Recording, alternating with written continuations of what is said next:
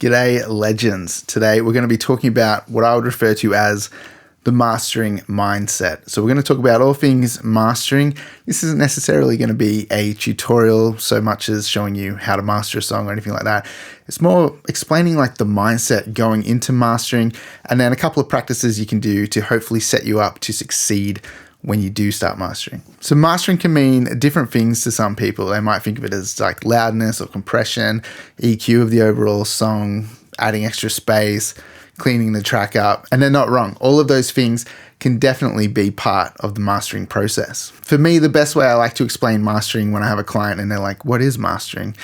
Mastering is basically the icing on the cake. So you'll have your mix, you kind of mix the song up, get it all there, looking good, tasting good, and then we're going to add that icing to sweeten it up. And basically that can be as little as just adding a limiter to bring up our final loudness if the mix is perfect and that's all it needs. That's as simple as mastering can get. Sometimes it's just adding a bit of loudness to the track and that's it.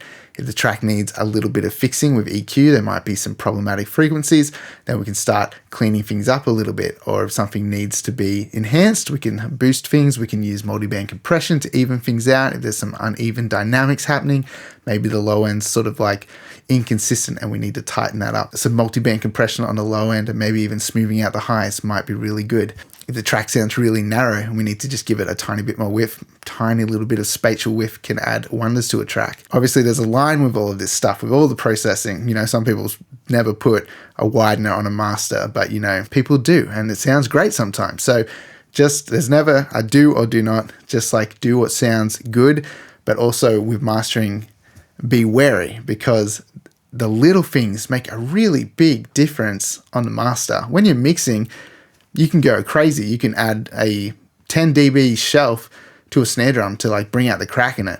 If you add a 10 dB shelf to your master, it's going to sound completely awful. Sometimes doing a half dB boost or cut on a master can make a world of difference. So you have to be pretty careful with the moves that you make when you're mastering, but ultimately use your ears to get the best sound possible. When I'm mixing a track, my mindset is generally that I want to make this track sound so good that it doesn't really need any mastering done to it. Maybe just get that limiter on there, bring it up nice and loud.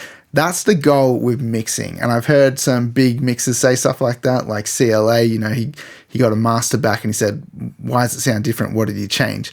If you can be that confident in your mix that all you want is a limiter on the end, that it doesn't need any extra touch-ups, then that's awesome. So that's always my ultimate goal when I'm mixing a song is, can I get this mix good enough that it just needs the smallest touch-ups in mastering? And so this is a pretty common thing at the moment, is a lot of people who are mixing songs are adding a lot of processing to their mix bus to try and get a really polished sound. Like for me, most of my mixes I run through a hardware chain. I've got a clone of an SSL bus compressor that I use all the time, running through an Elysia EQ, got some tape emulators, got like that Neve Silk stuff going on, got the SSL Fusion. It all stacks up and it adds a really nice polish to my mixes. I notice when I take this off, my mix doesn't sound quite as polished and finished. So there are things that you can do to get your mixes almost like pre-mastered, like you're just making them sound as good as you possibly can. You can always still then send it off to a mastering engineer and get their final touch on it. So that's the mindset of mixing. The mixing mindset is get it as good as possible before you dive into mastering.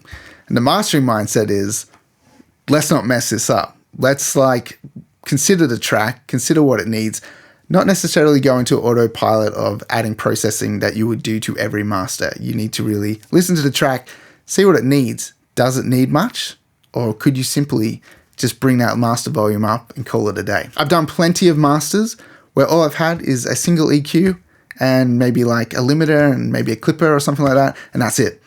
Don't need to have heaps of stuff. Sometimes it's literally just a limiter, getting it nice and loud, and that's it. And you shouldn't feel bad about that. If you're mastering a song, you shouldn't feel like you have to add heaps of processing. You shouldn't feel like you need all these plugins in your chain or all this outboard gear to make it sound great. If it sounds good, and then you start adding that stuff anyway, you're going to wreck it. So you really have to be careful.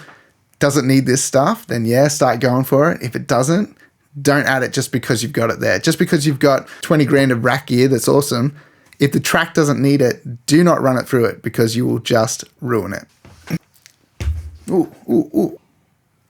So that's my mindset. Like, don't wreck it. Now, I want to show you how I would set up a session for mastering multiple songs. Now, a lot of the time at the moment, people are doing singles. They're rarely doing EPs and albums. It's not that they're never doing them, but compared to like 10 years ago, everyone was doing EPs, everyone was doing albums. Now it's like singles. Everyone's just pumping out singles. They might do 1 or 2 tracks at a time, and then maybe eventually it comes together as an album that they'll release later. But I have seen a real decline in people coming and doing big chunks of stuff at one time, like albums and EPs.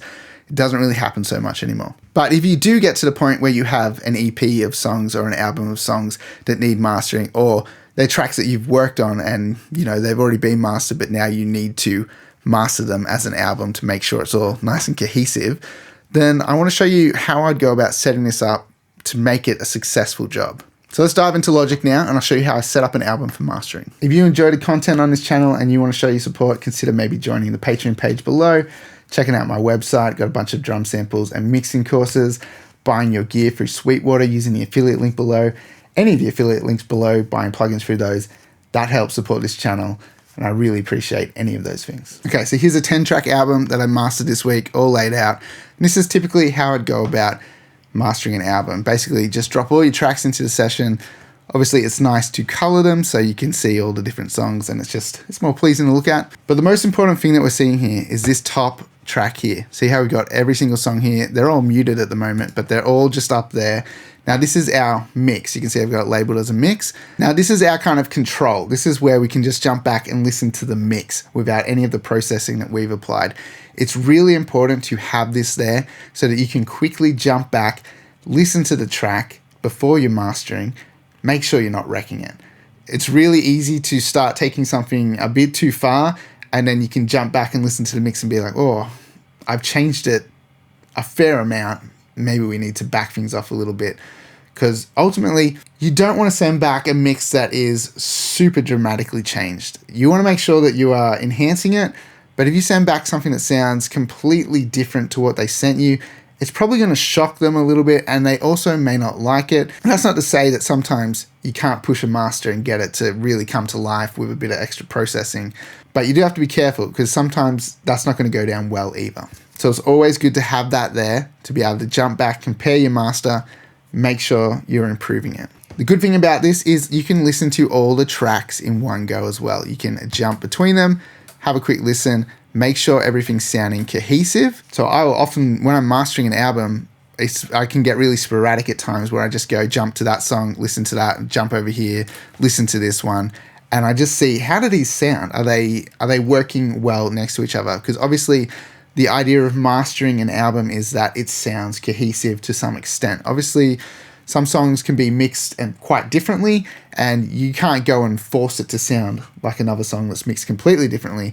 Overall, you're trying to give them a similar sonic signature that when they're played along beside each other, it's a good listening experience. And so that's why you want to have all the tracks laid out in one session so that you can compare on the fly really quickly, jump from track 10 back to track 1 into track 5, and you can really just see, are these guys flowing together?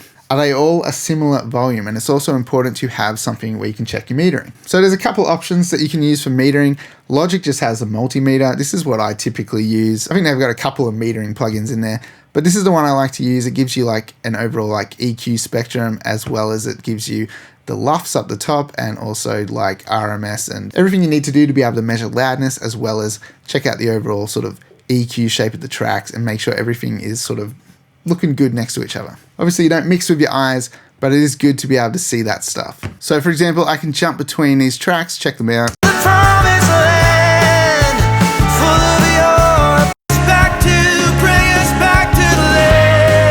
So you can hear the tracks aren't exactly the same, but the vocal sounded very similar just then. The volume of the vocal and the tone of it. So there are going to be sounds across the album that will be kind of consistent. There will be some sounds that won't be exactly consistent. Maybe the drums are mixed slightly different or whatever. But if you can find common ground and then make sure that when you go from track to track, it flows, that's really important. And so across these tracks, I've tried to make it so jumping from these performances, it sounds and feels cohesive. Now, one thing that's really important to do is that if you are adding processing to your master, then to make sure you either level match everything as you go so that when you do jump back to the mix and listen to it, make sure they're very similar in volume so that you're not fooled just by loudness. make sure that they sound consistent and so you can really hear the changes that you're making. Or something that I like to do is once I have it all set up, I've got the loudness, everything kind of built into this master, I'll then put that limiter onto the mix without any processing. So I can hear what the mix sounds like with just loudness boosted into it. And I can see, is my master improving it, or does it actually just sound better when the mix is boosted in volume? Let's check it out and see how they sound with a limiter on them being kind of pushed a little bit. I think that gives a truer representation of like what the final thing could sound like if you didn't add extra processing. So for example here, I've got the limiter on the mix as well as I've got all my processing on the master. We can listen to the master, listen to the original mix, and see if it's an improvement. Lord over everything, evermore. Give praise to the King of Kings. The Son of God has come to save us. So for me, I'm very happy with where my master's sitting at the moment. The track is a lot more open. There's a little bit of like muddiness in the mix that's now been cleaned up, and the sides of the track have opened up a lot more. You can hear a bit more width in the track, but the mix sounds a little narrow, a little congested. But so now things have opened up. We've still got a nice thumpy low end with the kick and the bass. There's a lot more clarity in there. I'm very happy with where my master's sitting. The Son of God has come to save us and rule all things. So a lot more excitement, and you can hear the volumes are very similar between them. We're not fooling ourselves with loudness. You can definitely hear a distinct change between the mix and the master, and the master just has a little bit more liveliness to it. And so I carry that process through the whole album, and I make sure that my masters are an improvement when I flick between the mix and the master. And then I also have to make sure that the masters sound good next to each other as well. It's kind of like this backwards and forwards between listening back, making sure you're not ruining it, as well as making sure everything sounds cohesive too, because you have to make changes based on the overall sound of your masters, making sure they all sound good together, but then you have to make sure that these changes, when you listen back to your mix, aren't actually making it worse. And so I hope I've driven that home, that ultimately we are trying to enhance and improve the track, make it the best it can be, but we also want to preserve the mix as well, make sure that we don't go too far away from it and turn it into something that they're not going to like anymore. Sometimes people are like, please save my mix, like get that master to bring this to life. Sometimes people have listened to the mix so much, they're just so fond of it that it's hard for them to hear it change too much as well. So you got to be careful. It's a fine line to walk. The biggest thing that I've taken away from mastering over the years of doing it is that you have to be careful, because sometimes people don't want to hear a big change to their track.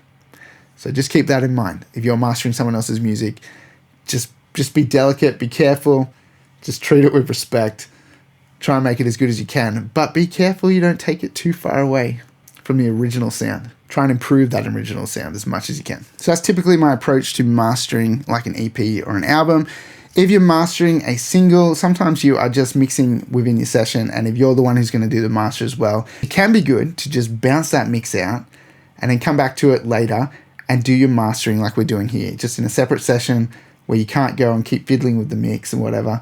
Like, listen to it, see what it needs, see if you can master it, and if there's problems, then go back to the mix, tweak your mix a bit more, and then come back to the master. But it's bad if you kind of like just jump in between mastering, mixing all in the one session. It can get a bit weird, and before you know it, you can really wreck things. So if you want to practice mastering and improving that skill, I recommend doing all of your mixing in one session, do all your mastering in a new clean session.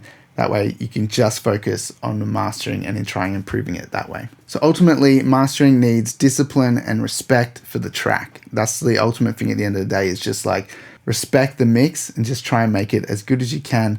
Try not to ruin it. If you enjoyed this video, hit that like button. If you're a new viewer, thanks for stopping by. Consider subscribing to the channel, turning on that notification bell so that you know every time a video gets posted. If you're interested in seeing the mix bus chain that I mentioned before, then check out this next video coming up.